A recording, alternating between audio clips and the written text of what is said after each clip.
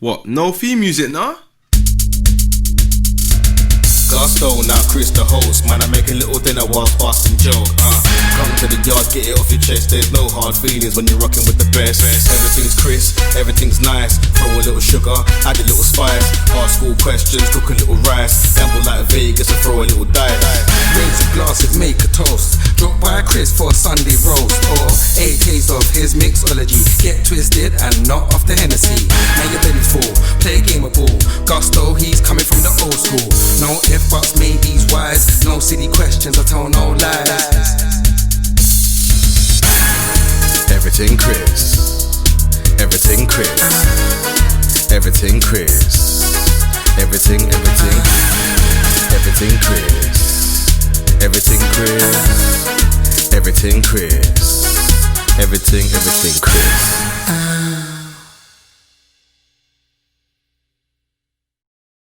Live talks with the Sierra Leone sensation, Tony Az. Yes, sir. Aha, there he is.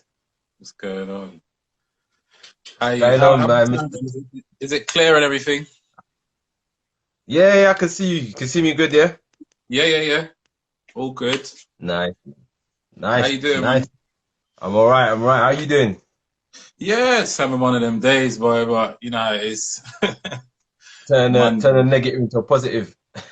We have to. That's all you can do, man. Yeah. That's all you can do. Definitely. But yeah, how you been anyway? Everything blessed? Everything blessed, everything Chris. You know what I mean? Everything Chris. I see what you did there. One second. Let me grab. No worries. I've got a little light here. I might be able to make it a little bit better. Alright. But yeah, we're just here. Thankfully, everything's good. Monday, getting back into the groove of things, etc., as you do, kind of thing, and trying to stay busy, trying to stay productive. You know. Let me see. Yeah. There we go. So is it so is the name Tony AS or Tony Az? Tony Az. Yeah. All right. Does it stand for anything, or is it that's how it is? Basically, sorry, my initials are AAS. Yeah. Anthony Abdul Simbo is my full name. So the Az is my second and third name, or my second name and my surname. And then it's also to me like I've come as Tony.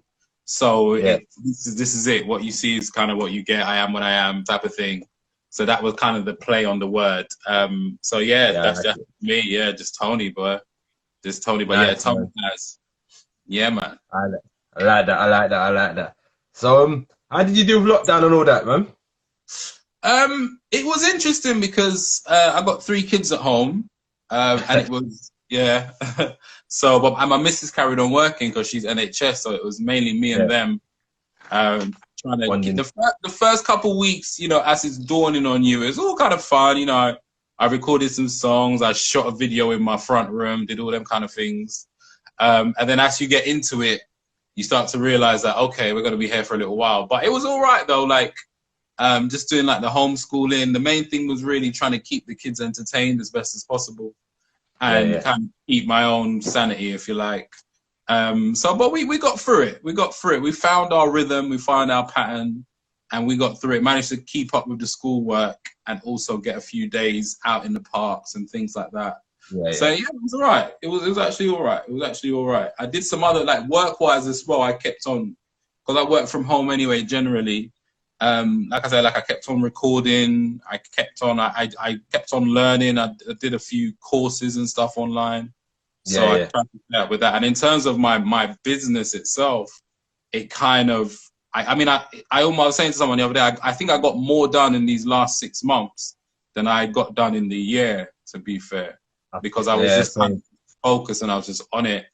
And I guess it's, you know, a culmination of the past year's work built up and got me to a place where, okay, things started clicking for the previous work. But in terms of that 6 months, I was just on it, bro. I was just on it. So, and here I am now. So yeah, man. So far, so good. Man, definitely, man. Yeah, quarantine has helped a few people. Helped me out a lot because I was gonna stop doing what I was doing, and then wait for this to finish, man. I realized again as well, like you said, here for a bit, man. So yeah, just improvising. Yeah, This is how just this kind of was. This is how this was fun. born. So definitely. Okay. Um, so talk to us, man. Where did you grow up, man?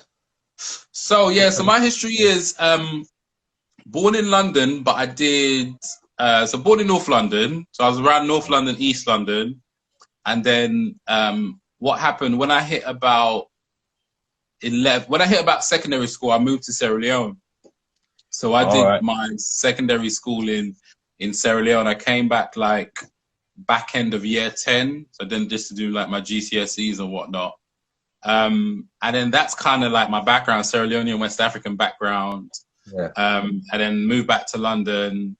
Probably around that time is when I started, I guess, maybe experimenting with poetry initially, just as a way of expressing. And then over time, poetry just kind of evolved into rapping and singing, etc., to the point where I'm at now. But yeah, it all just kind of stemmed from that. And like I say, like poetry was just my way of kind of expressing whatever was bothering me and whatnot. And then, like I say, naturally it just evolved into music, you know? So would you say that's what got you into music, was the poetry, you know? Yeah, most definitely. Most definitely. It was, because I'd always been kind of into music, I guess. But in terms of expressing myself, the first port of call was poetry kind of thing. Yeah. And then, like I say, that kind of evolved as time went on. But yeah, it was, I mean, and at the time, I'm not really thinking of it like poetry. I'm just writing down words, and then slowly Expressing you're yourself. starting to match the words, and words are starting to rhyme, and you're telling stories with it. I love telling a story. Fundamentally, I just love telling stories. So that's kind of been my thing. And it's just where we're at now.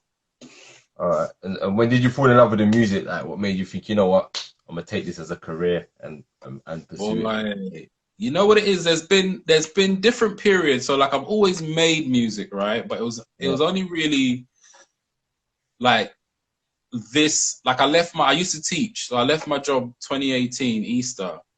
Yeah. And I left it partly to pursue music and partly to stay at home and kind of switch places with the missus and take care of my son. So it always been there. I've always loved music. I've always loved melody. I've always loved that kind of stuff.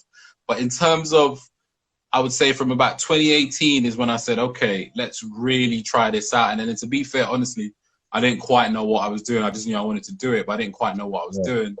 And then maybe in the last year or 18 months, it's really clicked to me in terms of how I can sustainably do this. So I started thinking more about the business, the music business, as opposed to just making music because it's cool and it's a nice way of expressing myself and that's fun. But at the end of the day, kids to feed and bills to pay. So it would have been in the last year or 18 months, I started to think, okay, how do we sustain from doing this? And then from then, I've kind of got a little bit more serious with it and thinking a lot more about, you know, the business side of thing and not just creating with no real end product. Okay. So that's what. So really, the music and fundamental skill was there. It's just more of learning how to obviously make an income of it, and also Yeah. To be able to continuously do it properly. Do you know what I mean? Because if not, it kind of just falls into hobby realm kind of thing. Yeah, And you don't want to. I don't want to just be on a hobby realm. I actually want to do this, but I never, you know, for all the years I was making music, I never really, if I'm honest with myself, I never really thought about a plan of how to really do it, kind of thing. Do you know what I mean? I just thought, sorry, my phone's ringing, but it'll go off in a sec. I just thought, you know, you just make music and then, you know, someone will come and save your life one day, for example.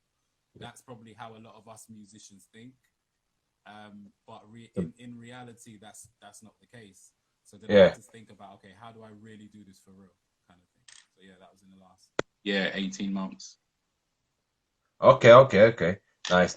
And then, so talk to us about your first track that you recorded. What was that experience like, and what did you take from that? Oh man, that was probably in the fun realm. Do you know what I mean?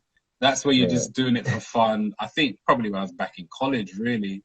Like I used to hang around the music lot because I never actually studied music or anything like that. So I just used to hang around the music department, and I had some friends in there, and then slowly you just start stepping into the booth. And do you know what I mean? The first song I made was terrible. I listen back to it now and it's just like, oh god, it's terrible. But but do you know what I mean? But it's like, okay, you know, it's still something to be proud of, because that's where it all kind of started. Do you know what I mean? And I can listen to it. And the fun thing about listening to old songs sometimes, it's like like all my songs are like a diary entry, if you like. Most of them, you know, sometimes you're just having fun, you're just saying words or whatever, but 90% of the time I'm telling you a story from my life that I've either witnessed or experienced myself. So a lot of the time, if I listen to an old song, it's like reminding me of, oh, right, remember back in the day when that happened, or I used to roll with my man and they don't know them no more. You know, them kind of things there. So used to go chicken shop or something and all them. Yeah. Them ones. Oh my gosh, man. That's true. I know of your music because I've done some research, looked at some of your music, and you have got a very versatile approach, man. Where does that your inspiration come from when it comes to approaching your music? Music-wise, it's like, let's swallow up a little bit. Music-wise, where would I say? I've always kind of had like an eclectic taste in music. So I guess you start from, maybe my earliest memories might be whatever my mum was listening to, like definitely 60s or 70s soul or whatever, and African music as well. And then you go through the timelines, and then it's like popular music. So, you know, I'm an 80s baby, so thinking back to those pop classics and stuff from back them times. And then it's, you know, whether you're into it or not, you're hearing it everywhere and it's everything. Do you know what I mean? And then I have an older brother, so tuning into whatever he was listening to. Oh my gosh, yeah. You see what I'm saying? And then you get to a point where you find your own lane, and it's like, okay, I'm into this. And then even now, like, I listen, you know, I listen to, you know, from gangster rap to like Dido and Keen and Coldplay and Sade. I'm a bit like that as well. Bob Marley's and things like that. So all of that, it just comes out, kind of thing. It all just comes out. Yeah, my music taste is the same. It's very diverse. I'll be listening to some gangster rap, like one of my favorites, Redman. I'll be bumping a Redman, and then next thing you know, I'm listening to Natasha Bedingfield, and I'm like, people are like, what? Is this how I am, really? Yeah. I found sometimes I think I go back to the story. So as long as you're, you know, I get sucked in by the narrative of what you're saying. Obviously, there's the melodies and sounds or whatever. But I've always been, and even up to now, like more time when I'm really listening to a song, I'm picking out what are you actually saying and how you're saying it, kind of thing. Whereas I know some people might just be, you know, the melody and the way you're saying things or the beat. But for me, it's always, okay, what are you saying? Can I follow this narrative? Can I relate to this narrative?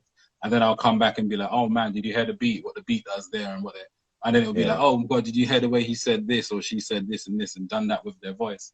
But I'm all about the narrative because I'm primarily just a storyteller myself, kind of thing. So that always kind of draws me in. And when I think about those kind of alternative-ish genres, when you think about the Keens and the Coldplays and them guys, I've always admired their storytelling. Do you know what I mean? Because do you know what I mean? It's like, whereas sometimes R&B and our music, if you like, can sometimes be very much direct in it. Do you know what I mean? Like, there's no ambiguity. I'm saying what I'm saying. It is what it is. Sometimes with them songs, you got to listen to it 2-3 times before you even understand what the hell they're talking about. That's true, you know. Do you know what I mean? If you got older, you're like, oh, that's what you're talking about. Like years later. Like there's songs that I hear up to now, and it only might just be recently I'm really, you know, realizing that a song I'm listening to for years, oh, that's what you're talking about. Do you know what I mean? Do you know what I mean? Yeah, like there was one, I remember watching one, it might have been like Adele or one of these type of pop people, or an Ed Sheeran or something, and he was saying there's one of their songs that is always played at weddings, but the song's actually about death. I was like, all right, cool. Wow. Do you know what I mean? And that's it just is what it is, kind of thing. So that's always interesting. I think as well with me, I like to also, it helps me to understand an artist. I'm very deep like that. I like to watch a biography and understand why an artist is the way they are. Because I remember some people still might not like it, but I'm gonna talk about the DMX. Right. At one point, a lot of people stopped listening to him because he had that devil talk and da. Right. And it's everyone's like, stop listening to his music, burn his stuff, threw it away. But I've watched his biography and I'm kind of like, right, I get why he's doing that, because he's not doing it because he likes the devil. You look at his upbringing, what he's been through. You have to understand what he's gone through to why he's doing that. I don't agree with what he's doing, but I can understand it and respect the fact that he's been through some stuff in his life and it's led him to who he is. So I think that's another thing that gets me into artists as well. So just understanding what they are about or why they're doing it. So right. that's another thing as well. Because I think that can draw you into an artist even more than the quality of the music. Like I find that sometimes, like I'm first attracted to someone's story, and then you hear the music and you're like, all right, cool, and the music resonates more now that I know the narrative, now that I know the story. And then sometimes if you just hear the music and there's no real context, you know what I mean, you're just literally judging it based on that. But then when there's a little bit of context, when you know the story, then it's like, I'm down with you. I'm feeling it. I get, or at least I get it. You know. And talking about getting things, because was how I discovered you. I understood the song, you did, "Baby in My Bed." Oh my gosh! Like when you did that song, it was like, wait a minute, this is a whole new breath of fresh air. Because a lot of people do songs about their children in a very not mushy, but you know, they have a little, it's like dedication, where it's like you came across a more comedic. It's like, you know, like, this is actually funny. Like you know what I mean. You're talking in a different way. Like, what made you come up with that whole song? The concept, I think, is amazing. Like, appreciate it. I love that song. So and that song at the moment is doing really well for me. But it came about, so there's obviously like the beat, we all remember the beat from Fugees. There's a guy called Rotimi, I don't know if I'm pronouncing it right. And he's got a In My Bed song, but he's talking about a woman being in his bed or something like that, obviously. Like an R&B, Afrobeat kind of tune. And then he must have done put it out as like a challenge. So whoever can write a verse to In My Bed. And then obviously I was listening, you know, the rapper in me kind of thing. I heard the beat and I was like, ooh, okay. And then when I listened to some of the responses, if you like, that people were coming up with, it was all along the line of "there's a woman in my bed." And then at some point, it just clicked on the "baby in my bed" part, and I just started thinking about my son being in the bed, like all up in my space and that. And I'm just like, actually, and then literally the words just started flowing. And it all just, because he's slightly past, he still comes in the bed now, to be fair. But he's like, he's slightly past it now, but it was all just coming back to me, like, bro, like, the this, the that, the foot in the face, the this, the that, and he doesn't want to go, the missus, he's just getting into it with the missus, like, take the baby, like, no. So all of that just started coming back to me, and I thought, you know what? So I did it, and funny enough, before I put it out, I'd actually done it, and it was just there. I hadn't recorded it, but I'd written it. So I would recite it in my head and just having a little bit of fun with it, because I actually missed the deadline for the guys' competition. So I think it was giving away like $2,000 prize or something. I was like, okay. And then I got caught up with other stuff I was doing. So I never really actually recorded it in time. And then one day I found a beat again on my laptop, and I was like, oh, yeah, I remember this. Let me just record it. So then I recorded it. I played it to 1-2 people, and the reaction was really good. And then I started thinking, okay, you know, everything's visual now. Like, how do I bring this to life? So then that kind of delayed me again, because it was like, okay, I don't know how. Do you know what I mean? Because I'm not going to be able to get my son to actually sit still and film it. And then, so I was starting to think of like creative ways to kind of like tell this story now. You know what I mean? Because sometimes, like the reaction I get when someone's watched the video is a lot greater than if someone just listens to the song, for example. You know what I mean? Because the video. I think there's some songs I like that where the video, you have to see the video to understand the song. Right. So, and then I just started doing some research and thinking about creative ways to do it. And then it just came out how it came out. I found some like different artwork things and just kind of customized it and edited them. I did it all myself as well, and just like, you know, added in some performance shots of literally me on the couch. And I was just like, all right, let's just see how this goes. Like, do you know what I mean? And then I put it out, and then the reaction was just amazing. So then it's just kind of just been snowballing, boy. So far so Nah, good. man. It was good. It was like the video, everything. I was just scrolling through Instagram and then I thought, let me see this. And then he's talking about your baby in your bed, and I thought, rah, man, that's different. Like, because no one wouldn't do that. Like, I haven't seen that yet, so that's the thing. I've Yeah, never I seen that. appreciate that, I've man. Appreciate that. seen Drew Hill in my bed. Like, there's another man in Yeah, their yeah, bed, yeah. and a woman in my bed, a baby in my bed. Because it's like your father talking from another side that most fathers would not be afraid to say it for a minute. Like, most of them would be like, "Oh, yeah, he's my son. He's all right." It's like, no, just express how you feel, man. Like, Yeah, like, you know, and I think that's the thing as well. It's like, you know, we're all just humans. You know what I yeah, mean? Like, man. we don't have to pretend. It's like when you meet a new parent or whatever, and they're Yeah, just telling you all the great stuff about it. Or sometimes just keep it real. Like, you're stressed, you're real, man. tired, you haven't slept in however many days. Like, it's what it Yeah, is. you got back problems. You know what I mean? Like you Yeah, said, it like all is. this is real. Of course, it doesn't take away how you feel about your child, but yeah, Yeah, this is what I'm doing. Like, I haven't. Like, there was yeah, times I'm exactly. rolling around like a zombie. Like, I haven't slept. Like, that's just real. Like, Exactly. You're not saying you hate your child. You're just saying, yeah, listen, no, man, it's just that I want my this is bed what it space. is. Do you know what I mean? So, yeah, no, the response has been really good, man. The response has been really good. So I'm really No, grateful man. for that. It should. I hope it gets even more response, man. That's an amazing track, man. I Oh, like that one. oh, So, moving on then. So talking about also, you wrote a book, I believe, 10 terrible tips. right.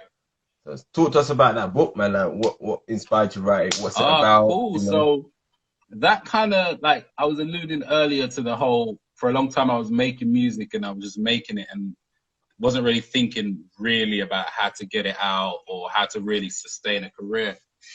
So, sorry, the 10 terrible tips came about when I started thinking about, as musicians, all the kind of advice or unwritten rules that we have been following. So if I think about myself, you know, it's like, you know, make the best song you can make the best video you can make sure you get it to that person over there. They're going to change your life.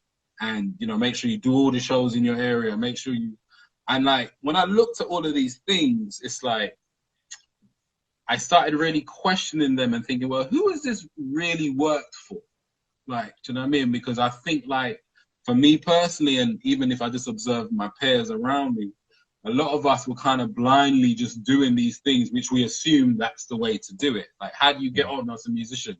You got to just make a banger and, you know, flood the streets, or you got to make a banger and do all the shows in Shoreditch or whatever. Like, and then I was like, well, a lot of us, even if I took myself out of the equation, I was like, a lot of people I know have been doing that kind of thing. And when we're not at the point where we're able to pay our rent or even our phone bill off of this thing consistently. So, and then I just started jotting down all the quote unquote myths almost. Like, not to say them things don't work, but it's like that on its own or not done properly, or do you know what I mean? There's more to it than that. So that's where the 10 terrible tips came about. And it's just to say that, yo, these are things that a lot of us have followed for years. And has it really worked for any of us? So why are we still doing it? Do you get what I'm trying to say? And in especially in today's climate with the internet, like the internet has changed everything. Do you know what I mean? Not just the music industry. It's like if you want to be a writer or a broadcaster, which is literally what you're doing right now.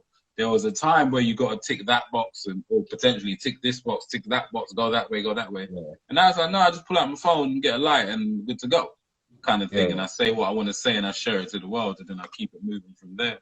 So that's what the 10 terrible tips is about. It's partly advice to myself and tips for myself, but then I realized there's a lot of people potentially in that same position.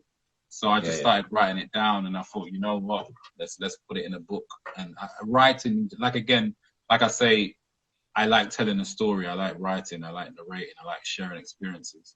So that was just an extension of everything. So that's that writing, like they're therapeutic to yourself. Yeah, man. Yeah, for real. Like these, that's why I like doing these live talks, because it's like I like talking a lot, and then talking conversations. I seem to learn a lot through this conversations. If someone's on you need to do this, you need to do that, and I just shut off because it's like the energy comes across a bit like, all right, Like, so where if we just have a conversation, like now, you just taught me so much, just telling me what the book was about and what you was doing in the Okay, bless. industry. So just learned a lot and took a lot from that, just from that conversation there.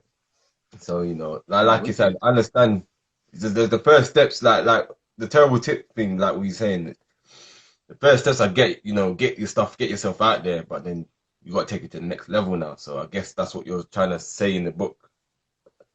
Yeah, yeah, literally. And Yeah, it's almost like a don't take things for granted, and almost like it's it's it's not as simple as you think, but it's simpler than you think, kind of thing.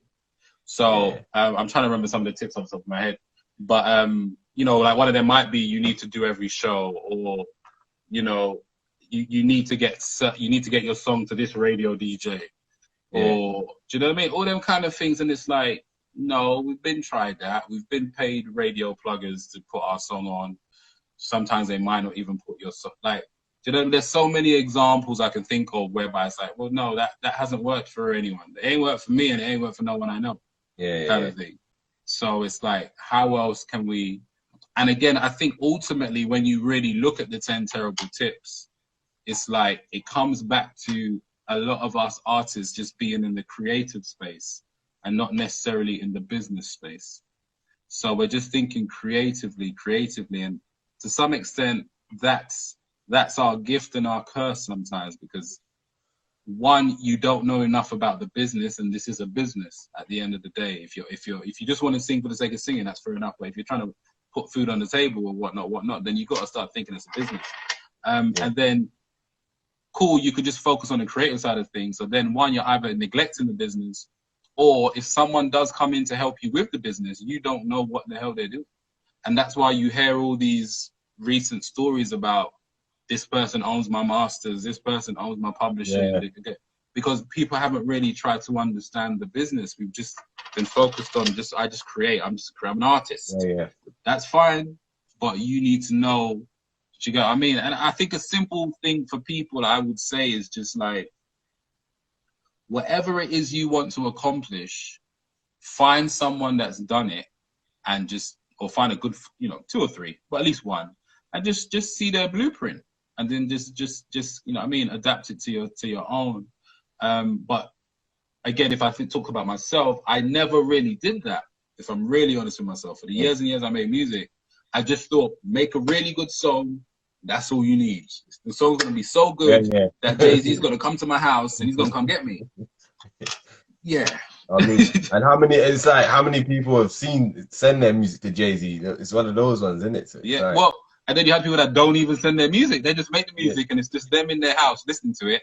yeah, And it is, or there's them and their brethren, and you're not even sending it to Jay-Z. Do you know what I mean? But you're just thinking, this is so, and I you know, not to knock anyone, because I'm talking about myself first and yeah, foremost, how I was a year, 18 months ago. And it was like just having epiphanies and being like, hold on, we've been making tunes. Do you know what I mean? And even if I take myself out of the equation, there's people that I know that, you know, every now and again you'll hear an artist and you're like, bro, yeah, this song is amazing. You should be there, yeah. kind of That's thing. what And I it's like, mean. well, The same. yeah, and it's like, well, what are we Yeah, missing, kind of thing. So I've heard obviously, some tunes. and then similarly, you'll hear songs out there that you're just like, yeah, they're a bit questionable, and you're like, well, how did that get there? How is that being played on the radio all day? How is that Mad, isn't it? person? Do you know what I'm trying to say? And then, so from that point of view, you then got to sit down and think, okay, whatever it is I thought I knew, maybe I need to rethink some things, kind of thing. So that's kind of what for a long story short, that's what the terrible tips is kind of all about. Yeah, that's true, because it's well, like you're saying, there is some people I know out there who've got some songs. I'm like, yo, this is hard, yeah, man. You know what I mean? Just push this out, and then it's like more than just pushing it out. I don't know it, but I'm still learning the industry myself, Yeah. and it's more just pushing it out. Now I'm at the stage where I'm pushing stuff out, but it's like, you know, I'm still learning that there's more to it than just putting it out there. Kind of got Yeah, to I fake mean, networking. yeah, I think that the one thing I could say, because like 10 Terrible Tips kind of highlights the problems, and then I have another book called How to Flip the Script, which is designed to kind of give you ideas on solutions. So the simplest things I could say to maybe someone in your position or anyone listening who has to check this out is like, just know who your audience is, and just figure out a way to find them, kind of thing. And that's like, and the mad thing about that is I actually studied business studies. I used to teach business studies, and that's one of the fundamental things. Like, know your customer. Do you know what I mean? Like, know their age, what they're into, what triggers them, blah blah blah, and where they are, and then just, you know what I mean. But for too long, you know, as a musician, it's like that thing I tell people, like, you know, as a musician or a creative, you have to understand your stuff isn't for everyone. Not everyone's going to like your stuff, and stop trying to make everyone like it. It ain't for everyone. But find the people that are going to like it, that are going to appreciate it, and just chat to them people. Sometimes the people that don't like it at first will end up liking it later anyway. So you got those ones. Yeah, and everything ain't for everyone. Like, you know, I always give the analogy that, you know, I don't like all of my own songs. So I can't expect someone else to like. There's songs of mine that I've made that at the time I made it, I thought, yeah, this is hard. So I listened to it a couple months later, I'm like, yeah, it's all right. Yeah. Do you get what I'm trying to say? And I have to be real with myself. So if I feel like that and I made the song, do you get what I mean? So it's all right to be in a space where, okay, you know, you might not like, if I put out 10 songs, you might only like 3 or 4 of them. Do you know what I mean? The next man might like another 3 or 4 of them, etc.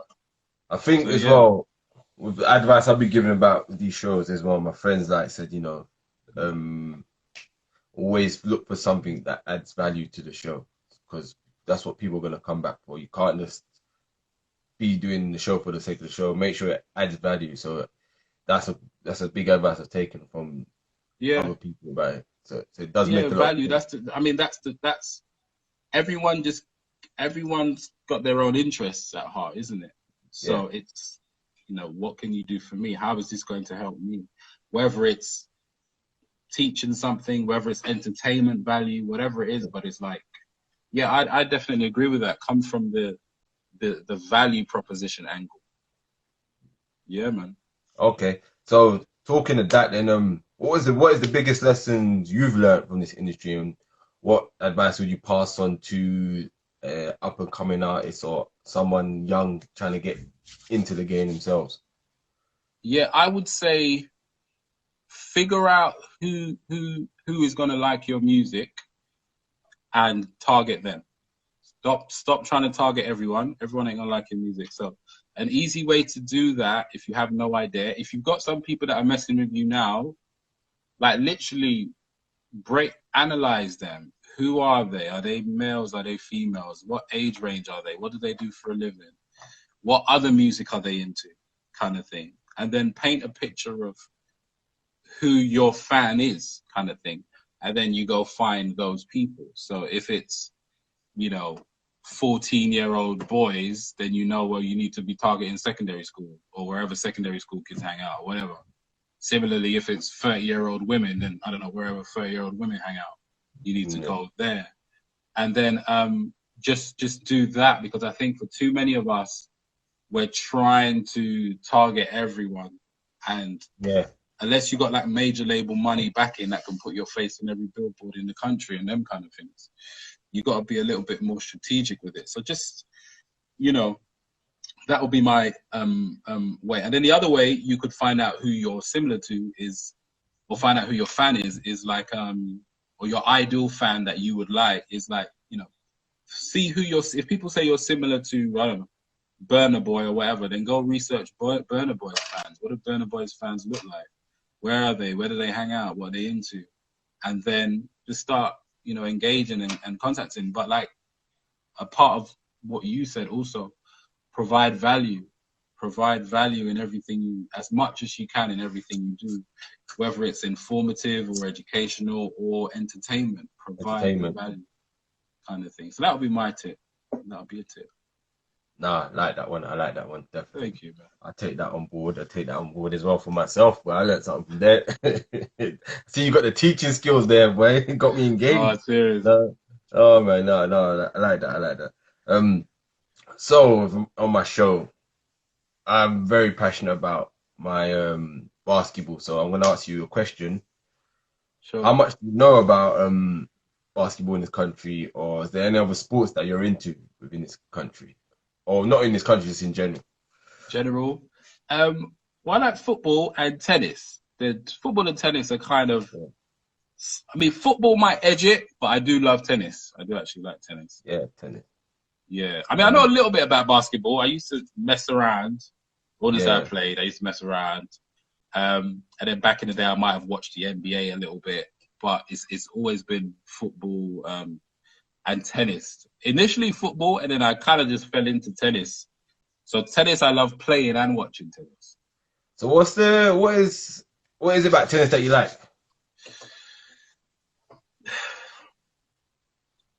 I think it's the one game that I don't know. I think because I started playing tennis when I was back in Sierra Leone, so I think it's maybe just when I was starting to play tennis, it was that whole period. There's a lot of fond memories from that period. Yeah. So maybe that's what just carried through with the tennis. But yeah, I don't know why I love tennis. Actually, it's a great game to watch. Yeah. You know, it can literally go on forever. Do you know what I mean? There's not ever, but there's no time limit to it, like a football match, for example, or even, I guess, a basketball match. And you need to be a lot more athletic than you might think when you look at it.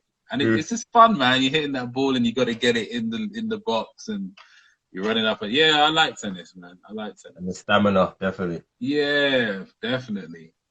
Nice.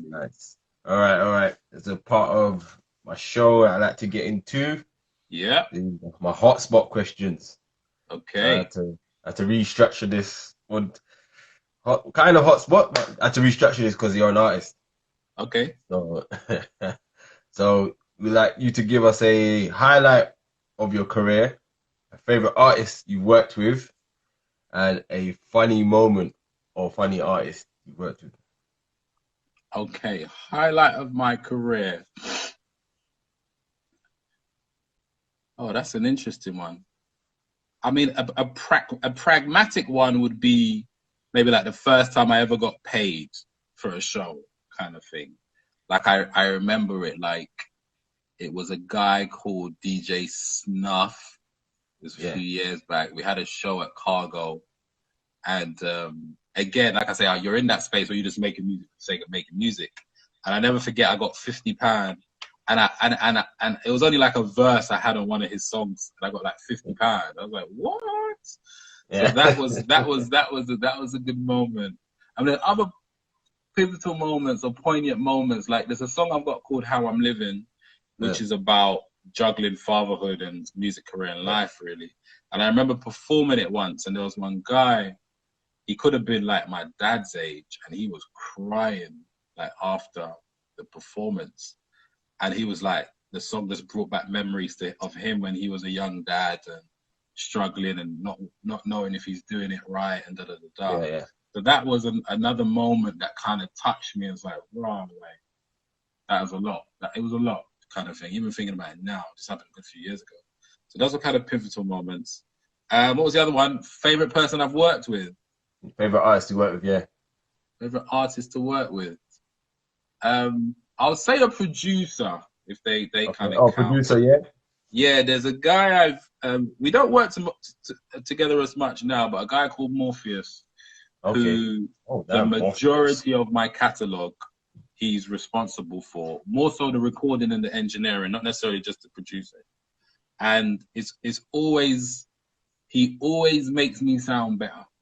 So, like, I'll come in there and I have an idea in my head, and he'll always surpass it, kind of thing, in the end of it. And he knows he's a really good communicator. Do you know what I mean? If something sounds rubbish, he'll tell you, but in a nice way, kind of thing. Because sometimes, like, you can work with producers, especially like if you're just recording, you're paying someone to record you, for example. They're on the clock, in it, kind of thing. So they might not tell you that, yo, that sounds rubbish. Like, do that again. Sick, you know, sick. And you're like, do you know what I mean? So him, and like I say, he'd always make me sound better, and he always keeps it real in a nice way. So yeah. And then last one, what was it? Funny artist to work with. Funny artist to work with, or funny moment in your career?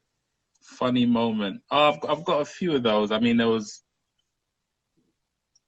was one, I actually did a video about this the other day. There was one time I performed very early on when I was young, and we were just again performing a bit. And I used to walk around with like a toothpick in my mouth. I went through a toothpick phase. or matchstick or whatever. Yeah, I know. I went through that phase. And there's one time I'm performing and there's a toothpick in my mouth, on the side of my mouth, because I used to be able to talk and carry on my day with it. Did the toothpick not somehow move and get lodged in my throat, like midway performance? Yeah, bro, it's funny now, but at the time.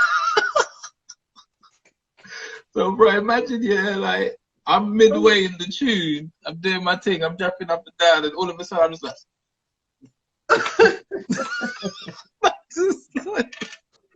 And the people, the audience are right there, they're looking at me, they don't know what on earth is happening, and they're just looking at me like, what's going on with this guy? So somehow I managed to dislodge it and then carried on rapping, but they knew that something. And you know, like, when they just like give you one of them claps at the end, like, okay, we're clapping, but you know, something not right with this guy. So that was funny. That always brings me, makes me laugh. I think that time. And there's another part to it. So there's 3 parts. Should have said that at the beginning. So say a downer moment in your career. So like a moment where a tough time. So that's what I mean. Yeah, a tough moment in your career. A person you didn't like working with. So you know, unless you don't have to say something you didn't like, you probably didn't like working with them, and then an embarrassing moment other than the toothpick one. Yeah, that downer, like they tough come time. and go, because I mean things are a lot better now, but there's moments where I don't know, you feel like you're just banging your head against a wall. Yeah. You know what I mean? Nothing's clicking, you know. And there's moments where you really start to question, like, why am I bothering with this thing? Like, do you know what I mean? So those are moments. And I think as a creative, as an independent, those moments do come and go. Yeah. Sometimes, but there's that type of moment generally. Less more so now, but yeah, you have those moments where it's just like, what are we doing there? Like, we're not making any headway here.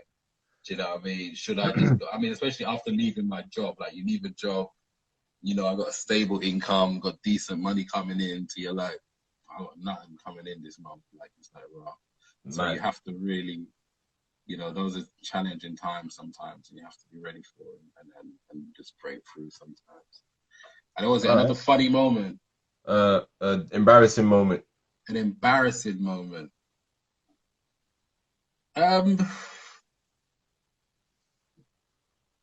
I think, I don't know if this is embarrassing per se, but I've got a story I talk about on my thing where I did one show once. This was last year actually. I did a show where there was literally no one in the audience. Like, that, like, literally. Like, sometimes people say there's no one. There might be like 1 or 2. There's like me and Dave, who was DJing for me at the time. It was just us. And there was like, and the other act that was performing, and that is just like, whoa. You know what I mean? But we made the most of it. We decided to film, because what it was, I had like my headline show like a month after that. Yeah. So I didn't really promote it myself. The promoter obviously didn't promote it. And then, you literally get there, bro, and there's like no, when I say zero, just us and the bartenders. So, but we made the most of it. We filmed it, and then, you know, there's more footage. So we used it as like a full dress rehearsal for the actual show. When the show happened a few months later, that was a lot better in terms of people coming. But yeah, that was like, I don't know if embarrassing ain't really the word, but it's like a blow to your ego almost, you know what I mean? And you got to kind of shake it off very quickly. A reality check almost, you know what I'm saying? So yeah, but it's all part of the journey, you know? It's all part of the journey. And the last one was a person in the industry you didn't like working with. That I'd like to work with. Or you didn't like to work with? You didn't like working with? Didn't like. I don't have anyone. Everyone I've worked with has been all right, to be fair. There's no one that stands out to be like, oh God. Okay. Or who would you like to work with then? Who would I like to work with in the industry? Oh, if I go on who's currently doing stuff now, I mean, there's a lot of Sierra Leonean artists, but maybe people might not know their names. So if I go for someone more generic, I think I'd say Snoop, but like old Snoop, because the Snoop Dogg Doggy Style album was probably the first album I really got into, like rinsed kind of thing. But obviously the music he makes now is a lot different. But yeah. even just to have a chat with kind of thing. But there's a few people, but I think, yeah, I'll give it, because he was the first rapper that I really got into. That, you know, I mean, I knew the album from back to front, that Doggy Style album. Okay. So that would be fun, being in the, you know, do I used something. to, I used to listen to a lot of artists back then. Like, listen Yeah. to their albums are good, but in terms of someone who I got into, who really just got me to listen to lyrics, not just bars, is Keith Murray. Okay. Someone played one of his tracks for me one time. I was like, because you know about Keith Murray, I said, I know a bit about him. He's all right, man. And he played a track, and I was just like, oh, I said, so I'm going back and buying all these old albums now. You Just see? to go back, and then I was like, raw. I said, this guy was actually, yeah. So Keith was the first person that made me like listen to music. I was like, Yeah, I hear that. I mean, I did that a little bit with, in terms of going back. I did that with Jay-Z, because I discovered. I fell into Jay-Z kind of late, so yeah, maybe like he was already like 2-3 albums in. yeah, same. And Yeah. then I went back and started listening to his first album and things like that kind of thing. But yeah, man, there's you know, and that's a different thing of the age we're in now. It's no longer really albums. Yeah, it's bare tunes now, Remember man. back then it was like an album, and the whole album is like one piece of work, and you're listening to it from beginning to end. So I can't remember the last recent album I really listened to and enjoyed, to be honest. Last one I think I listened to was Eric Sermon Vernia, was his latest Okay. one. That was a good one. So, but other than that, or Meek Mill Champions as well. That was another one I heard. Got ya. So that was You the last see? album I properly heard. But Okay. yeah. All right. My son just came in the room. Man's in the bed now. He's in the interview.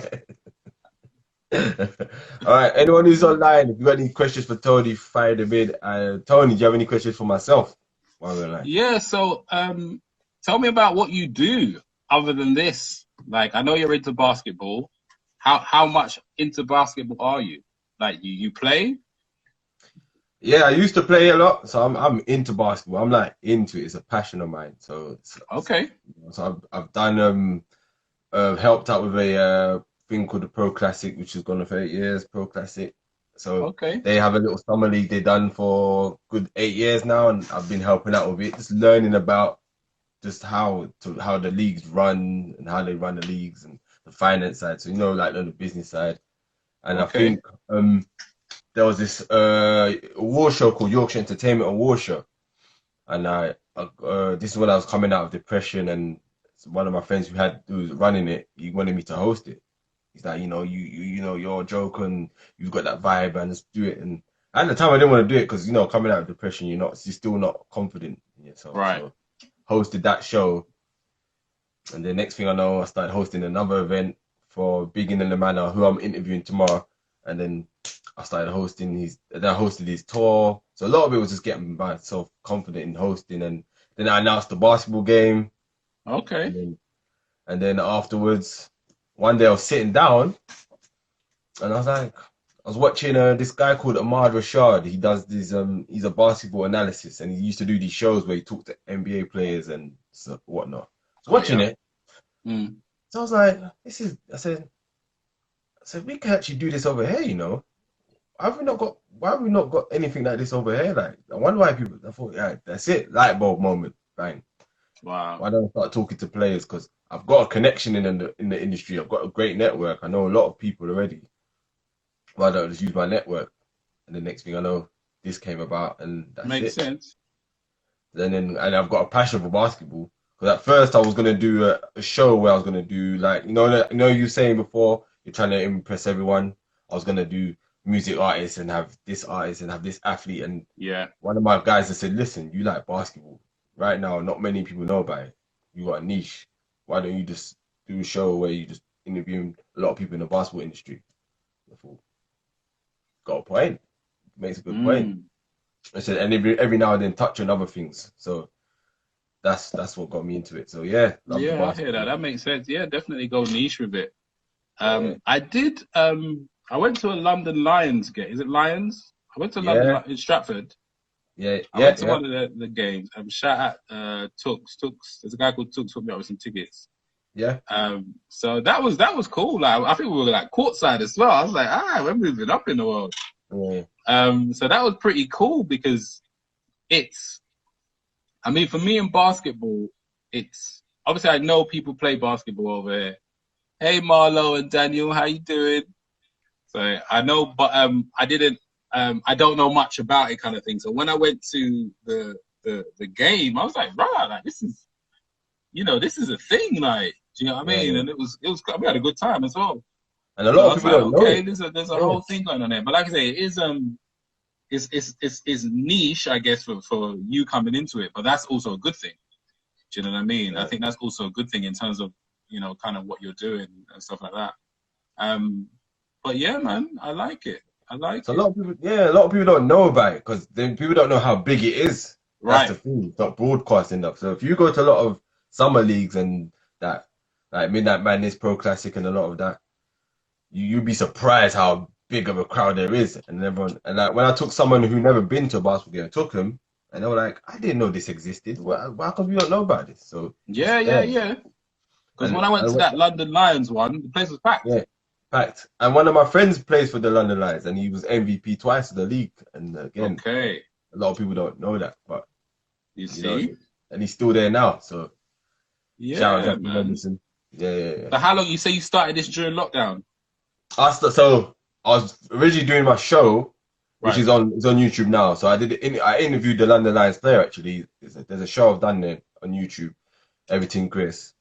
Right. I did the little cooking and that, and then because I was going to do some more episodes, but COVID came in. Oh yeah. I went back to the team and said, "All right, what should we do next?" And they were like, "Look, why don't you do some live conversations?" I was like, "All right, let me try it." So 19th of April, I remember starting it. My brother helped me out because he played basketball. Started talking to him, talking to other people. And when I was online, a lot of people coming in commenting saying, "I like this. This is dope. This is great, man. I like doing this. I like this kind of stuff. I've never seen this." So, all right, I've got something ahead then. So, well, let me do a lot more. I like that. I like that. Like, and what's your like industry background kind of thing? Like, what were you doing before this? I've always been doing basketball. So, I've always been involved in basketball from young. Since I've been 10, I've played it for a bit. So I played basketball, and I've always been involved in helping out with events and stuff. One of my backgrounds is customer service as well, so that plays a big hand into helping me with this. And I did study business studies as well, but I'm back to learning it again, so I can eventually turn this into a business. So I talked to a lot of people who ran events and learning how to get merchandise and a lot of things. Just all kind of put it all together, kind of thing. Yeah, that makes sense.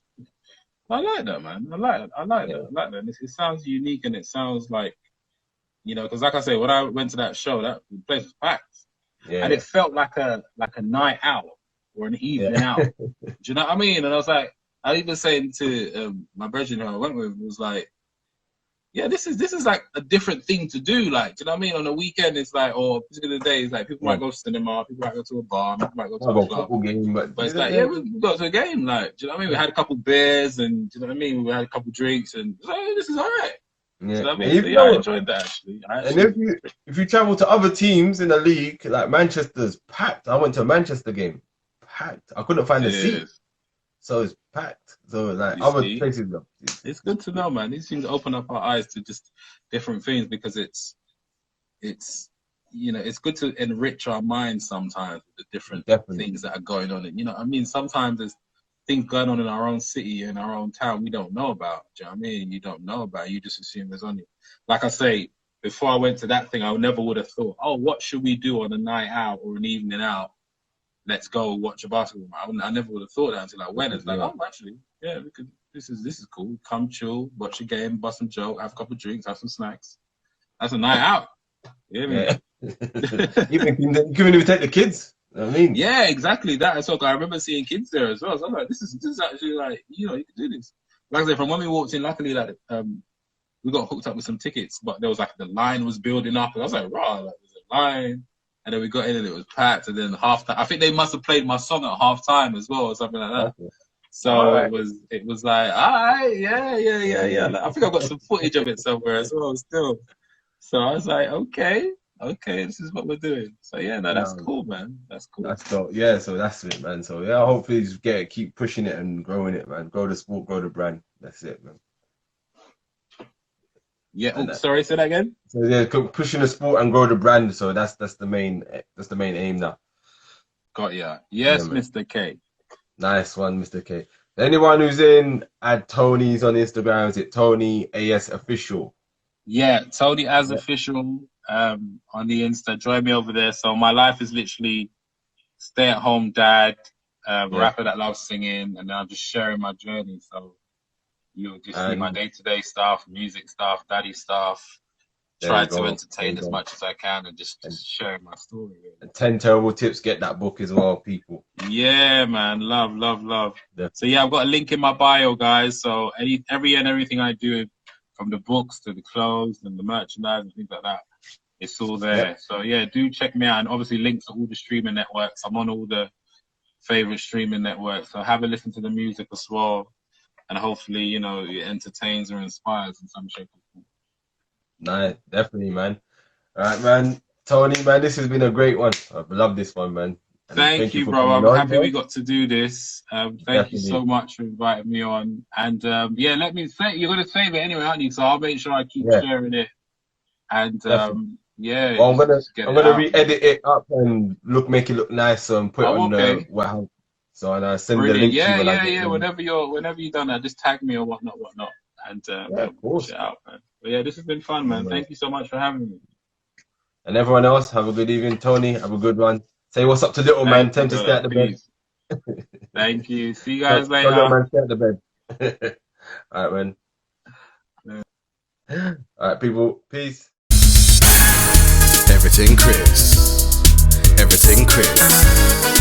Everything Chris. Everything Chris. Everything Chris. Everything Chris. Everything Chris. I'm Chris G, host of Everything Chris. Hope you liked that video.